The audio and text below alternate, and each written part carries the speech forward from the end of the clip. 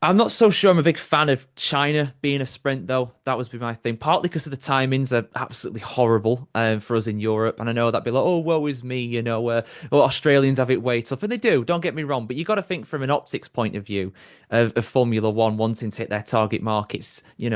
USA and Europe are probably the two biggest. And you've basically locked out all of Europe with that. And the vast majority of Europe is not going to watch that live.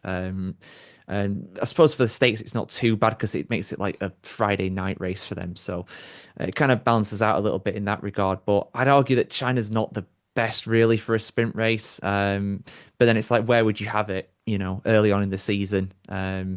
Maybe Bahrain if we didn't go testing there, somewhere like that. But I mean, I hope I'm wrong, but I've got a feeling this is a separate issue. I've got a feeling that Bahrain's probably going to be boring this year because we've had pre-season testing there. So I don't know. Where would you choose? Where would you go for? Would you keep it at China for the first one? I mean, Australia would be good for jeopardy, but it's not really great for overtaking.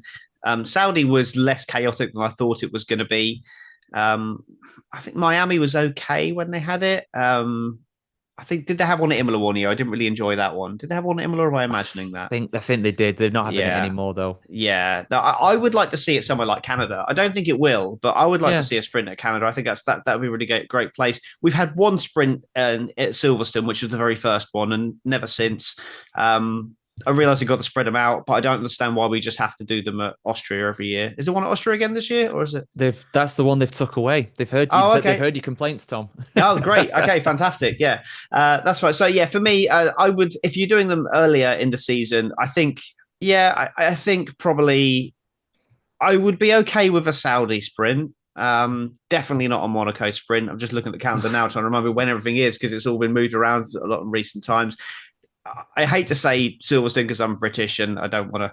I don't want to just say yes, have the sprints in Britain. But again, the that sprint was a very good sprint race from my recollection. So I would like to see a bit more.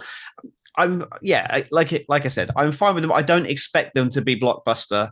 I don't expect them to be filled with overtaking because why would there be? Realistically, that they're not going Hmm. to be blockbuster events. So, I'm yeah, I think my stance is pretty clear on that. Just not really.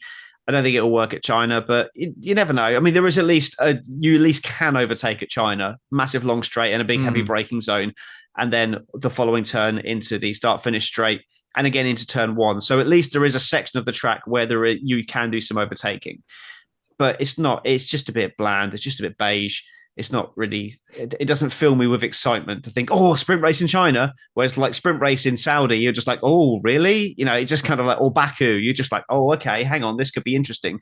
But yeah, China, it's just like, oh, okay, great, yeah, I'll go and have my vanilla milkshake and my flat white.